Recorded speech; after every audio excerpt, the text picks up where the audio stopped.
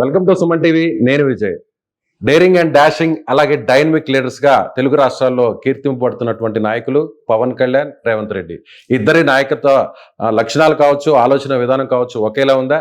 ఈ ఇద్దరి భేటీ రాబోయే రోజుల్లో జరగబోతుంది. ఈ భేటీ తర్వాత రెండు రాష్ట్రాల మధ్య బంధం ఎలా ఉండబోతుంది? ముఖ్యంగా హైడ్రా లాంటి కమిషన్ను పవన్ కళ్యాణ్ ఏపీలో తీసుకురాబోతున్నారు. దీనిపై విశ్లేషణ చేయడానికి మనతో పాటు అనలిస్ట్ చందు శ్రీనివాస్ గారు స్టూడియోలో ఉన్నారు. నమస్తే చందు శ్రీనివాస్ గారు. నమస్కారం విజయ్ గారు. సో ఇద్దరి నిర్ణయాలు ఒకేలా ఉండబోతున్నాయా? సో ఇద్దరు కూడా ఒక డేరింగ్ అండ్ డాషింగ్ స్టెప్స్ వేస్తున్నారు. సో ఇద్దరు కూడా త్వరలోనే భేటీ కాబోతున్నారు అంటున్నారు. ఎలా ఉండబోతున్నారు? డెఫినెట్ గా అండి, రాజకీయాల్లో పార్టీలు వేరైనా కావచ్చు, సిద్ధాంతాలు, ఆలోచనలు ఒకే రకం ఉంటాయి.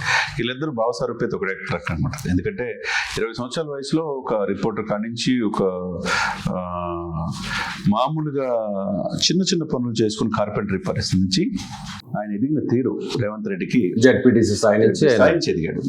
ఇది ఏకంగా 100 సంవత్సరాల చరిత్ర ఉన్న కాంగ్రెస్ పార్టీ హేమాయమలు కాదనే ముఖ్యమంత్రి అయ్యాడు. అంటే దాంట్లో ఒక ఫిక్స్ చేసుకున్నాడు 20 years లోనే. అప్పుడే నేను ఈ రాష్ట్రానికి ముఖ్యమంత్రి కావాలని ఫిక్స్ చేసేసుకున్నాడు ఆయన. అయితే అయి చూపించాడు. అంటే ఆయనలో ఉన్న అగ్రెసివ్నెస్, పోరాట పటిమ, అనేక అవమానాలు పొందాడు. కానీ ఏదైతే ఉందో, ఈరోజు నేను రాష్ట్రానికి ఏదో ముఖ్యమంత్రి కాదు, గుంపు మేస్త్రి అన్నాడు. ముఠా మేస్త్రి లాగా గుంపు మేస్త్రి అన్నాడు. ఆ విధంగా పరిపాలన చక్కగా చేస్తున్నాడు తెలంగాణ రాష్ట్రంలో. హైడ్రా లాంటి వ్యవస్థను నెలకొల్పి మిగతా రాష్ట్రాలు కూడా ఆదర్శం అయిపోయాడు. దేశవ్యాప్తంగా అదే చర్చ జరుగుతుంది. అంటే దాంట్లో వెనక తన మన అనేది ఏమి చోట్ల. అదే సమయంలో మీరు అన్నట్టు వీళ్ళిద్దరు ఆలోచనలు ఒకే రకం ఉండి, వీళ్ళిద్దరి మధ్య రాజకీయ థింకింగ్ ఏదైతే ఉంటుందో, సమాలోచనలు, ఆ అగ్రెసివ్నెస్, పోరాట పటిమ. రేవంత్ రెడ్డి గారు చాలా ఫ్యామిలీలో వాళ్ళ పాప ఎంగేజ్మెంట్ కూడా వెళ్ళలేపాడు ఆ రోజు. చాలా స్ట్రగుల్స్ ఫేస్ చేశారు. అదేవిధంగా పవన్ కళ్యాణ్ పట్ల కూడా గత ప్రభుత్వంలో ఎన్ని అవమానాలు వాళ్ళ ఫ్యామిలీ పట్ల, వాళ్ళ పిల్లల పట్ల, మిగతా క్యారెక్టర్ ఆర్టిస్టులు పెట్టి మిగతా రాజకీయ నాయకులు ముఖమ్మడి దాడి చేశారు. అనేక రకంగా వ్యక్తిగతాన్ని చేశారు. ఆయన అవమానించినట్టు ఏ రాజకీయ నాయకుడు అవమానించలా. కానీ ముఖమని ధైర్యంతో నిలబడ్డాడు ఆయన. చివరికి విశాఖపట్నం హోటల్ గదిలో నిర్బంధించి బయటకు రానిలా. ఒక ఏఎస్పీ స్థాయి అధికారి అయితే మీరు మాట్లాడొద్దు అని కింద దిగిపోమన్నాడు. చివరికి జగ్గయ్యపేట దగ్గర ఆ రాష్ట్ర సరిహద్దులు అడుగుపెట్టి కూడా చేయాలని చూశారు. కానీ ఎక్కడ కూడా వెనకడికి వేసాడో చెప్పండి. ఈ రోజున ఏకంగా ఆయన అసెంబ్లీ గేటు కూడా దాటిన వాళ్ళందరూ కూడా వాళ్ళ ఇంటికి పరిమితం అయ్యారు. వాళ్ళ ఇంటి గేటు దాటి బయటికి రాని పరిస్థితి. కానీ మహారాజులాగా వెళ్ళి అసెంబ్లీలో ముఖ్యమంత్రి గారు పక్కన కూర్చున్నాడు. ఏకంగా ప్రధానమంత్రి మోడీ చేతనే ప్రశంసలు అందుకున్నటువంటి నాయకుడు పవన్ కాదు తుఫాన్ అన్నాడంటే, దేశ ప్రధాని మనల్ని పొందాడంటే మనం దాన్ని బట్టి ఆలోచించుకోవాలి. వీళ్ళిద్దరికి మధ్య ఏంటంటే ఒకే సారూప్యత ఉంది. అంటే ఇది ఒక ఎయిమ్ అనేది ఉంది.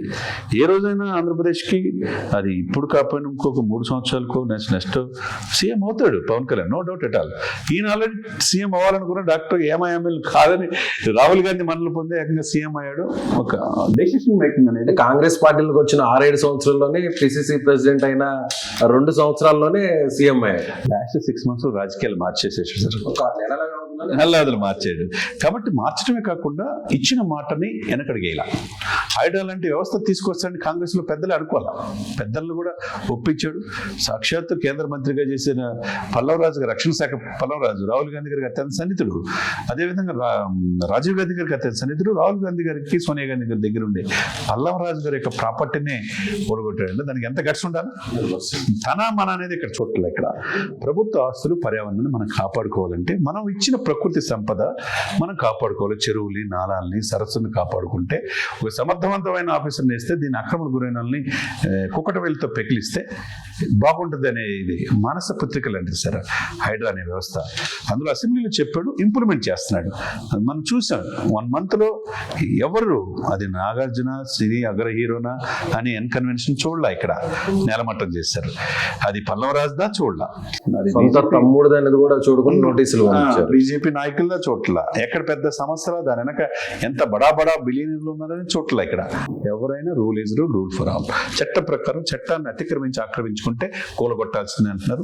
అదేవిధంగా రంగనాథ్ గారు లాంటి సమర్థవంతమైన ఆఫీసర్లు వేసి ఆయన ఆదిశగా వెళ్తున్నాడు. పక్క రాష్ట్రాల్లో మీరు అన్నట్టు పవన్ కళ్యాణ్ గారు, చంద్రబాబు నాయుడు గారు కావచ్చు, మిగతా నాయకులు ప్రశంసలు పొందుతున్నారు. మిగతా రాష్ట్రాల్లో ఇటువంటి వ్యవస్థ రావాలనుకున్నారు. మనం చూసాం బుల్డోజర్ బాబు అని చెప్పేసి యోగి ఆదిత్యనాథ్ ఎక్కడ గూండాలు, యూపీ అంటేనే మినీ ఇండియా, అందులో గూండాలు ఎంపీలు, ఎమ్మెల్యేలు, మంత్రులు, రౌడీయిజం అనే దాన్ని లేకుండా శాశ్వతంగా నిర్మూలన చేశారు. గుండోజులు వాళ్ళ ఆస్తులు కోలుగొట్టేశాడు. ఇక్కడ ఏంటంటే ప్రభుత్వ ఆస్తుల్ని ఆక్రమించిన కబ్జాకోరుల్ని కుక్కట వెళ్తూ కూడా పెకిలిస్తున్నారు. వాళ్ళు నిద్రలేని రాత్రులు గడుపుతున్నారు ఇప్పుడు ఈ నెల రోజు నుంచి. అదే వ్యవస్థ ఇప్పుడు ఏంటంటే ఖమ్మంలో వరదల ముంపైనా, నల్గొండలైనా, మహబూబ్నగర్లైనా ఎక్కడైనా ఈ చెరువుల్ని, ఈ ప్రకృతిని, ఈ సంపదని ఆక్రమించుకున్నారని చెప్పి చెప్తున్నాడు డైరెక్ట్గా ఎవరు, రేవంత్ రెడ్డి గారు. అదేవిధంగా పవన్ కళ్యాణ్ గారు కూడా బుడమేరు 90% ఆక్రమణ గురైంది కాబట్టి ఇటువంటి విజయవాడ మునిగిపోయింది అన్నారు. కాబట్టి ఎక్కడైనా ఒకటే, వీళ్ళిద్దరు ఆలోచన ఒకే రకంగా ఉంది. అప్రిషియేట్ చేస్తా ఎక్కడికెక్కడ కఠిన నిర్ణయాలు తీసుకోవాలంటే రేవంత్ రెడ్డిని ప్రశంసిస్తున్నా అన్నారు. త్వరలో ₹1 తెలంగాణ ప్రభుత్వానికి కూడా వరద బాధితులకి సహాయార్థం ఇస్తా అన్నాడు. స్వయంగా నేను కలిసి ఇస్తాను, కలిసి ఇచ్చే క్రమంలో ఆయన జ్వరంతో ఉన్నాడు ఇప్పుడు పవన్ కళ్యాణ్ గారు తెలుస్తుంది.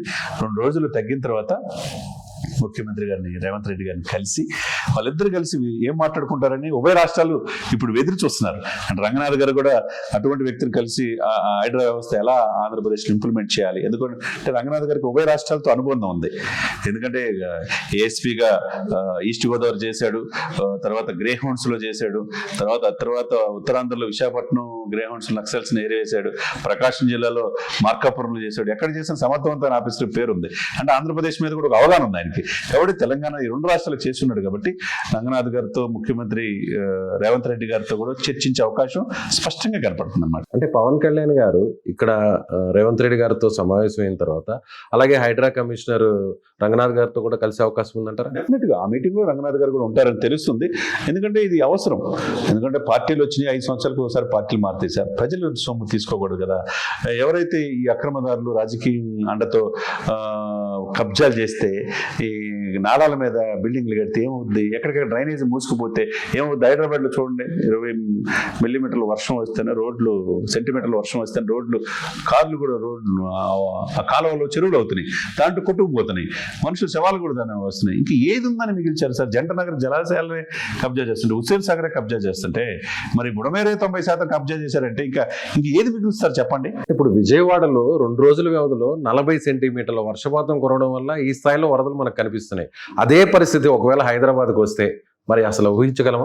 అందుకని ముందు జాగ్రత్తతో కఠినమైన నిర్ణయాలు రేవంత్ రెడ్డి గారు తీసుకోబోతున్నాడు. అదే హైదరాబాద్ అందరిని నక్కుని చేర్చుకుని డెక్కన్ ప్లాట్లో ఉంది sir. Transport facilities, international connectivity ఉంది, డిఫెన్స్ మెకానిజం ఉంది, చుట్టూ దేశ రక్షణకు సంబంధించిన అన్ని కూడా చూడండి.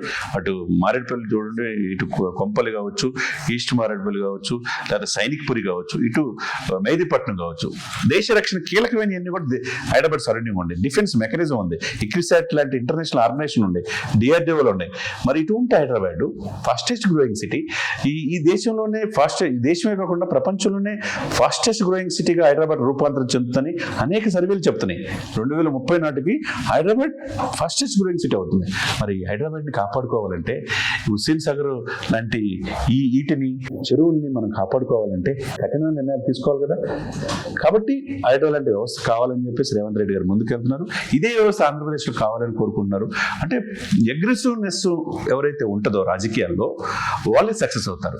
దానికి నిలువెత్తు నిదర్శనం రేవంత్ రెడ్డి గారు, పవన్ కళ్యాణ్ గారు. అంటే స్ట్రైట్ గా వెళ్తున్నటువంటి రాజకీయ నాయకులుగా ఇద్దరిని చెప్పుకోవచ్చా? అంటే వారు చెప్పింది, వారు అనుకున్నది అంతా కూడా ఇంప్లిమెంట్ చేసినటువంటి లీడర్స్ గా చెప్పొచ్చా? అంతే కదా విజయ్ గారు. స్ట్రైట్ గా ఎక్కడ కూడా భయం అనేది వీళ్ళ డిక్షనరీలో ఉండదు. అది రేవంత్ రెడ్డి గారు కాదు, పవన్ కళ్యాణ్ గారు ఒకే ఇదిలో చూడొచ్చు. వీళ్ళిద్దరూ ఒక నాణ్యానికి బొమ్మ బొరుసులాగా ఒకే వేవ్ లెంత్ కనపడుతుంది. కాబట్టి ఆ పార్టీలు వేరైనా కావచ్చు, ఇది కాంగ్రెస్ పార్టీ, అక్కడ ఉంది కూటమి. కాబట్టి 5 సంవత్సరాలు ఎలక్షన్ అయిపోయిన తర్వాత అంత స్నేహపూర్వకమైన, ఒకప్పుడు కలిసి ఉన్న రాష్ట్రమే కదా సార్. కాబట్టి ఒకవైపు చంద్రబాబు నాయుడు గారు వచ్చి సఖ్యతతో కలిసి వెళ్ళారు. ఇంతకుముందు ఇద్దరు మధ్య విభజన తర్వాత జరిగిన దీర్ఘకాలమైన సమస్యలు పరిష్కరించుకుందాం, నదీ జలాలు కావచ్చు, ఆస్తులు కావచ్చు అని చెప్పి ఆహ్లాదకరమైన చర్చలు జరిగినాయి. ఇక నెక్స్ట్ స్టెప్ పవన్ కళ్యాణ్ ద్వారా జరగబోతుంది. ఎందుకంటే పవన్ కళ్యాణ్ గారికి, రేవంత్ రెడ్డి గారికి ఇద్దరు మంచి స్నేహితులు. అదేవిధంగా చిరంజీవి గారు పద్మవిభూషణ్ వచ్చినప్పుడు కూడా శిల్పకళా వేదికలో ప్రత్యేకంగా ఆ రాష్ట్ర ముఖ్యమంత్రికి కనపడపోయినా మన తెలుగువాడని చెప్పేసి ఇక్కడ శిల్పకళా వేదికలో ఘనంగా సత్కరించాడు. అది పార్టీలకు అతీతంగా.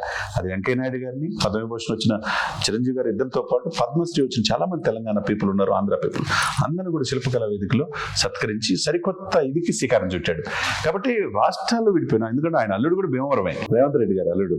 కాబట్టి ఇక్కడ రాష్ట్రాలు వేరైనా కానీ సిద్ధాంతాలు ప్రజల కోసం ఏదో చేయాలన్న తపన ఇద్దరిలో మెండుగా కనపడుతుంది. అది రేవంత్ రెడ్డి గారు కావచ్చు, పవన్ కళ్యాణ్ గారు. సో ఇద్దరి మధ్య ఉన్నటువంటి ఆ మైత్రి వల్ల ప్రభుత్వాల మధ్య కూడా అలాంటి మంచి వాతావరణం ఏర్పడబోతుంది. అలాగే రెండు రాష్ట్రాల మధ్య కూడా ఒక మంచి వాతావరణం వచ్చే అవకాశం ఉందంటారా? తప్పకుండా ఉంటుంది కదండి. ఎందుకంటే పవన్ కళ్యాణ్ గారు ఇప్పుడు ఏంటి, వైసీపీని లేకుండా చేస్తాడు. ఈస్ట్ ఉభయ గోదావరి జిల్లాల్లో ఈస్ట్ వెస్ట్ లో ఒక్క సీటు కొడతా నేను అన్నాడు, చెప్పి చేశాడు కదా. చివరికి ప్రధాన ప్రతిపక్ష హోదా కూడా లేకుండా చేశాడు. మరి అంటే ఒక కసి, ఒక బర్నింగ్ డిజైర్ ఆయన కనపడింది. అదేవిధంగా ఎలక్షన్స్ వరకే, ఎలక్షన్ అయిపోయిన తర్వాత క్యాడర్కి ఏం చెప్పాడు, మీరు ఎక్కడ కూడా వైసీపీ నాయకులు కావచ్చు ప్రతిపక్షాలను విమర్శించొద్దు, విమర్శించేది సహేతంగా ఎవిడెన్స్ ఉంటే విమర్శించండి.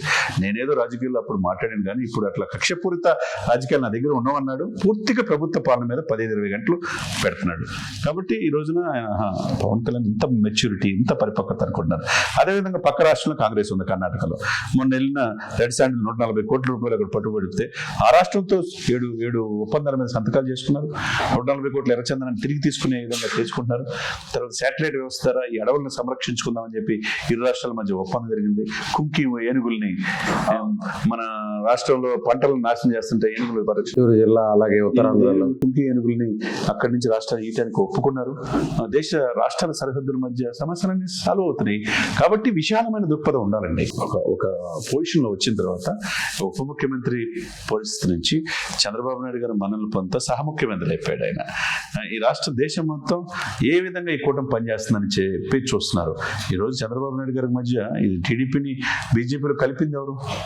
పవన్ కళ్యాణ్. అంటే ఆయన కలపకపోతే 21 సీట్లు రాకపోతే హ్యాట్రిక్ పిఎం మోడీ గారు అయ్యే వల్ల, అంటే అంత దూరదృష్టి జాతీయ భావజనం పవన్ కళ్యాణ్ ఉంది. పవన్ కళ్యాణ్ తక్కువ అంచనా వేసి చాలా మంది అంటుంటారే, దశాబ్దం పైన ఉండి ఎంత దీర్ఘకాలమైన దృష్టితో ఉన్నాడు. ఆ రోజు గుజరాత్ సీఎం గా ఉండి దేశానికి ప్రధానమంత్రి అవుతాడు అని చెప్పి ఆ రోజు పలకరించాడు. మధ్యలో విభేదాలు ఏదన్నా వాజ్పేయిని అడ్డించారని చెప్పి అనుకున్నా మళ్ళా మోదీ గారు ఈ దేశానికి నాయకత్వం కలవాలని చెప్పి ఎన్డీఏలో భాగస్వామి అయ్యాడు. 2 రాష్ట్రాల్లో తెలుగు వ్యక్తి, ఏకైక వ్యక్తి ఎన్డీఏలో ఫస్ట్ ఆహ్వానం పలికింది ఆయన్నే. ఎక్కడ ఎమ్మెల్యే కాలేదు కదా. అంటే కాకపోతే ఈ దేశం పట్ల చిత్తశుద్ధి, ఈ దేశంలోనే మంచి నాయకుడు అవుతాడనేది ఫస్ట్ పసిగట్టింది ఎవరు? మోదీ. కాబట్టి ఈ రోజున ఇటు పవన్ కళ్యాణ్ గారు కావచ్చు, ఇటు రేవంత్ రెడ్డి గారు కావచ్చు, పార్టీలు వేరైనా ఒకే ఆలోచనలు ఉన్నాయి. ప్రజలకు ఏదో చేయాలన్న తపన వీళ్ళిద్దరిలో మెండుగా కనపడుతుంది. సో ఇద్దరి మధ్య ఆ ఏజ్ అనేది కూడా కొంచెం దగ్గరగా దాదాపుగా ఉందనుకోవచ్చు. అవి నాయకత్వ ఆలోచనలు కూడా సేమ్ అలాగే జరుగుతున్నాయని రేవంత్ రెడ్డి అటు ఇటుగా ఉండొచ్చు. 55 సంవత్సరాలు అడుగు పెట్టాడు మొన్న 2వ తారీఖుతో పవన్ కళ్యాణ్ గారు. ఆయనకి 56 ఉండొచ్చు రేవంత్ రెడ్డి. అంటే 1-2 తేడా కానీ ఇంతకుముందు అఖిలపక్ష మీటింగ్ లో కూడా వీళ్ళు పాల్గొన్నారు. తెలంగాణ ఆంధ్రకు సంబంధించి, పర్యావరణం సంబంధించి రేవంత్ రెడ్డి గారు, పవన్ కళ్యాణ్ పాల్గొన్నారు. పవన్ నుంచి అప్పుడు ప్రశంసించారు రేవంత్ రెడ్డి గురించి కూడా. ఇద్దరికి మధ్య స్నేహబంధం ఉంది. రాష్ట్రాలు వేరైనా ఒకే ఆలోచనలు ఉన్నాయి. ప్రజలకు సేవ చేయాలన్న ఆలోచన వీళ్ళిద్దరికి మెండుగా ఉంది. కాబట్టి వీళ్ళది రేపు ఈ కలయిక రాబోయే 2-3 రోజుల్లో జరుగుతుంది అంటున్నారు. ఏం జరగబోతుంది? ఈ రాష్ట్రాల మధ్య సంబంధాలు వీళ్ళిద్దరు కలయిక వల్ల ఏ విధంగా ఉండబోతుంది? హైడ్రా వ్యవస్థ ఏ విధంగా ఆంధ్రప్రదేశ్ లో కూడా రూపాంతరం చెందుతుందనే ఇది ఉత్సుకతతో ప్రజలు ఎదురు చూస్తున్నారు తెలుగు రాష్ట్రాలు. అంటే హైడ్రా లాంటి కమిషన్ ను పంచాయతీరాజ్ వ్యవస్థలో తీసుకొస్తారు. అంటే ఇప్పుడు కేవలం హైడ్రా హైదరాబాద్కు మాత్రమే పరిమితమైంది. తర్వాత తెలంగాణ అంతా కూడా రేవంత్ రెడ్డి గారు తీసుకురాబోతున్నారు. సో అదే విధంగా ముందు దీన్ని ఇంప్లిమెంటేషన్ పంచాయతీరాజ్ శాఖలో ఉన్నటువంటి ఆ ప్రాంతాల్లో తీసుకొచ్చేటువంటి అవకాశం ఉంది పవన్ కళ్యాణ్ భేటీ తర్వాత. అంటే ఇక్కడ వ్యూహాత్మకంగానే ఉన్నారు. ఎందుకంటే వరదలు వచ్చినప్పుడు ఆపరేషన్ కుక్కునాడు అని 2.5 లక్షల మంది సేవ్ చేసిన వ్యక్తిని కేరళ నుంచి తీసుకొచ్చి తన అధికారిగా నియమించుకున్నారు, కృష్ణతేజ్ అని. అంటే ముందు చూపు చాలా ఈ రాష్ట్రానికి ఉంది. ఏది పవన్ కళ్యాణ్ గారికి, చంద్రబాబు నాయుడు గారికి ఉంది. కాబట్టి చంద్రబాబు నాయుడు గారు సీఎం గా రిక్వెస్ట్ సెంట్రల్ గవర్నమెంట్ కి అడగటం, కేరళ నుంచి డిప్యుటేషన్ చేశారు. కేరళ అలప్పి కావచ్చు, మిగతా ప్లేసులు కావచ్చు, ఒక ఒక యంగ్ అండ్ డైనమిక్ ఐఏఎస్ ఆఫీసర్గా కృష్ణతేజ పేరు తెచ్చుకున్నాడు. తెలుగు రాష్ట్రం చిలకలూరుపేట చెందిన వ్యక్తి. ఆ వ్యక్తి ఇప్పుడు గ్రామీణాభివృద్ధి పంచాయతీరాజ్ సెక్రటరీగా ఉన్నాడు. అంటే తన పక్కనే పెట్టుకున్నాడు. అంటే చూడండి ఇక్కడ అంటే ఎంత ముందు చూపుతూ ఉన్నారు. కాబట్టి ఈ రెండు శాఖల మీద, ఈ పంచాయతీలు గ్రామాల మీద పూర్తి పట్టున్న వ్యక్తే గ్రామ స్థాయిలో చేయగలడు. ఎందుకంటే వరదలు వచ్చినా ఎప్పుడెప్పుడు ఏది వచ్చినా కానీ ఆల్రెడీ కేరళలో సక్సెస్ ఉంది. కాబట్టి అంటే రేపు నాకు తెలిసి ఇప్పుడు ఎట్లయితే రంగనాథ్ గారు సమర్థవంతమైన ఆఫీసర్గా ఆయన శాఖ కాకపోయిన పోలీస్ ఆఫీసర్ని తీసుకొచ్చి ఇక్కడ పెట్టారు. ఆయనకంటే సీనియర్స్ ఉన్నా ఎంత పెద్ద పెద్దలను ఆయన ఎందుకు పెట్టారు, చేయగలని నమ్మకం రేవంత్ రెడ్డి గారికి ఉంది. కాబట్టి కృష్ణతేజ లాంటి ఈ జాగ్రఫీలో ఆయనకు ఆల్ ఇండియా 66 ర్యాంక్ అండి కృష్ణతేజ. అది జాగ్రఫీలో అయితే ఫస్ట్ ర్యాంక్ ఆల్ ఇండియాకి ఐఏఎస్. కాబట్టి ఆయనకి పూర్తి అవగాహన జాగ్రఫీ మీద ఉంది. అంటే సరిహద్దులు, నదులు, జలాలు దీన్ని ఏ విధంగా సంరక్షించుకోవాలి. కాబట్టి హైడ్రా లాంటి వ్యవస్థ ఆంధ్రప్రదేశ్ వ్యవస్థ కృష్ణతేజ లాంటి సమర్థవంతమైన ఆఫీసర్స్ కి పెట్టచ్చు. కాబట్టి ఆయన పెట్టడం వల్ల ఏంటంటే పంచాయతీలు కావచ్చు, గ్రామాలు కావచ్చు, రాష్ట్రం కావచ్చు, సరిహద్దులు ఏ విధంగా ఉన్నాయి, ఏ విధంగా కుచించుకుపోయినాయి, ఆక్రమణలు ఏ విధంగా ఉన్నాయి అనేది పిన్ టు పిన్ తేగలం శాటిలైట్ చిత్రాల ద్వారా. కాబట్టి డెఫినెట్ గా ఎక్కడైతే రంగనాథ్ గారిని పెట్టి తెలంగాణలో సక్సెస్ అవుతుందో ఆంధ్రప్రదేశ్ లో కూడా ముందు చూపుతూనే ఈ ఆలోచన నిన్న పవన్ కళ్యాణ్ గారు ఆయన ప్రశంసించడంలో దాని వెనక చాలా వర్క్ జరిగిందని మనం అనుకోవాలి. అంటే స్వయంగా ₹1 విరాళాన్ని ప్రకటించారు పవన్ కళ్యాణ్. స్వయంగా నేరుగా ఈయనే సీఎం దగ్గరికి వెళ్ళి ఇవ్వడం వల్ల అంటే వీరిద్దరు భేటీ తర్వాత కొంత పరిణామాలు మారేటువంటి అవకాశం ఉందా? అంటే రెండు రాష్ట్రాల మధ్య బంధం మరింత బలపడే అవకాశం ఉందంట. తప్పకుండా. ఎందుకంటే చంద్రబాబు నాయుడు గారు శిష్యుడే. ఎంత కాదనుకున్నా, ఎవరు అనుకున్నా కాదనుకున్నా ఆ కర్మాగారంలో తయారై బయటకు వచ్చిన వ్యక్తి రేవంత్ రెడ్డి గారు. కాబట్టి వీళ్ళిద్దరి మధ్య సంబంధాలు బ్రహ్మాండం ఉంటాయి. ఇకపోతే రేవంత్ రెడ్డి గారికి, పవన్ కళ్యాణ్ గారికి, చిరంజీవి గారికి మంచి సంబంధాలు ఉన్నాయి. కాబట్టి ఈ సంబంధాలు ఇంతకుముందు ఉన్న పరిచయాలు ఏమవుతుందంటే ఈ పరిచయాలే పెట్టుబడి సార్. రాష్ట్రాలు బాగుండాలంటే ఇరు రాష్ట్రాలు ఇచ్చుపుచ్చుకుని ధోరణిలో ఉండాలి. కాబట్టి సమస్యలు ఈజీగా సాల్వ్ అవడానికి ఇది ఒక మంచి అవకాశంగా మనం చూడొచ్చు. Right sir. సో ఇది అంటే రేవంత్ రెడ్డి గారు అలాగే పవన్ కళ్యాణ్ గారు ఇద్దరి నాయకత్వ లక్షణాలు కావచ్చు, అలాగే ఇద్దరి ఆలోచన విధానం కూడా ఒకేలా ఉంది. ముఖ్యంగా డేరింగ్ అండ్ డాషింగ్ అలాగే డైనమిక్ లీడర్స్ గా ఇద్దరు కూడా రెండు రాష్ట్రాల్లో కీర్తింపబడుతున్నారు. అలాగే అందరి ప్రశంసలు కూడా అందుకోబోతున్నారు. అయితే ఈ ఇద్దరు భేటీ తర్వాత రెండు రాష్ట్రాల మధ్య ఎలాంటి బంధం ఏర్పడబోతుంది, హైడ్రా లాంటి కమిషన్ను ఏపీలో కూడా పవన్ కళ్యాణ్ తీసుకురాబోతున్నారు. చూద్దాం మరి ఎలాంటి పరిణామాలు చోటు చేసుకుంటాయి. ఇది చందు శ్రీనివాస్ గారి విశ్లేషణ. Thank you so much.